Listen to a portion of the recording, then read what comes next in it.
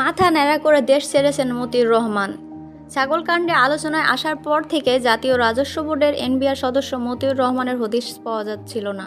তার বিভিন্ন বাসভবনে খোঁজ নিয়েও সন্ধান মেলেনি। এমনকি কোরবানির ঈদের ছুটির পর অফিস খুললেও তিনি আর অফিসে আসেননি। এ সময় প্রভাবশালী সিন্ডিকেটের মাধ্যমে তিনি দেশ ছাড়া সব প্রস্তুতি সেরেছেন। গতকাল রবিবার বিকালের দিকে আখাউড়া স্থলবন্দর দিয়ে মতিউর রহমান পালিয়ে গেছেন বলে জানিয়েছেন তার ঘনিষ্ঠ একাধিক কাস্টম কর্মকর্তা। এর আগে গতকাল দুর্নীতি দমন কমিশনার তার দুর্নীতি ও অবৈধ সম্পদ অর্জনের অভিযোগ অনুসন্ধান শুরু করতে 3 সদস্যের একটি টিম গঠন করেছে। একই দিনে কাস্টমস, এক্সাইজ ও ভ্যাট অ্যাপিলেট ট্রাইব্যুনালের সভাপতি পদ থেকে সরিয়ে তাকে অর্থ মন্ত্রণালয়ের অভ্যন্তরীণ সম্পদ বিভাগে সংযুক্ত করা হয়েছে। হারিয়েছেন তিনি সোনালী ব্যাংকের পরিচালক পদও। সব হারানোর পেছনে রয়েছে ছাগলকাণ্ড। ছেলে মুশফিকুর রহমান ইফাতের 15 লাখ টাকা ছাগল কেনা ইস্যুতে তোপের মুখে পড়েন মতিউর।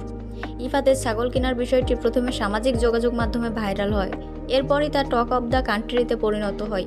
শুধু তাই নয়, বেরিয়ে আসে ওই কর্মকর্তা ও তার পরিবারের অঢেল সম্পদের চিত্র। মতিউরের ঘনিষ্ঠ কাস্টমস কর্মকর্তাদের কাছ থেকে জানা গেছে আখাউড়া স্থলবন্দর দিয়ে তিনি ভারতে পালিয়ে গেছেন। পরিকল্পনা অনুযায়ী এরপর মতিউর রহমান ভারত থেকে সরাসরি দুবাইয়ের উদ্দেশ্যে রওনা দিবেন। প্রভাবশালী একটি সিন্ডিকেট তাকে দেশ থেকে সাহায্য করেছে।